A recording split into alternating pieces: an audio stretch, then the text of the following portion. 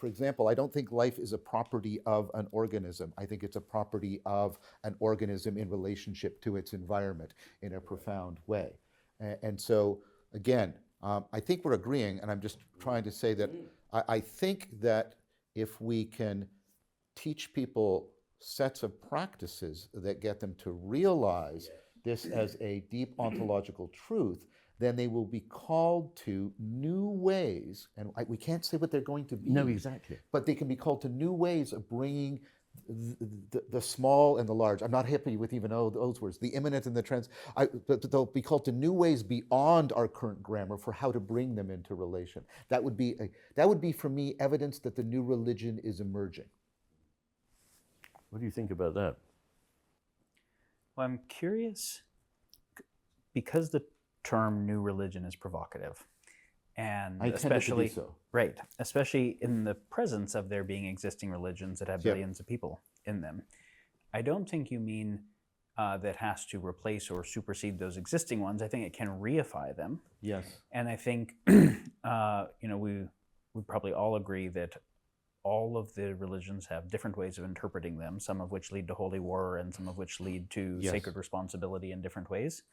And so the question of, because it's very interesting, obviously, Zen and Vedanta and Lurianic Kabbalism and Christianity are culturally different, historically, mythopoetically, but you could say that there might be certain underlying structures they all have to have to orient the human adequately. There's almost like a meta-metaphysics that is necessary. Exactly. Where does it get the relationship of the one and the many? Does it get the relationship of the determined and the free? Does it get the inner and the outer? Yes. All of those things. And it might be that those meta dynamics have both the capability of giving rise to new philosophic inquiries as well as reifying the versions of the existing ones that are capable of being in harmonious relationship with the other ones and capable of being able to understand and steward the power of our technology well, which I would say if a religion doesn't do that, it's not adequate for the purpose of being able to orient humans in the world today to steward the world. You almost sung that, and it was beautiful. That's yes. Sorry, I got enthusiastic. So then I think one question I have for you, since you've been thinking about this project, but for all of us is, how might we imagine the reification of the existing religions in a direction that allows them to have something meaningful to say about ecological overshoot and planetary boundaries and AI and synthetic bioregulation and the war in Ukraine and whatever? To orient them to be able to play a role in the stewarding of the world, in the development of the wisdom individually, but the stewarding of the world locally and not just locally, because it's all that.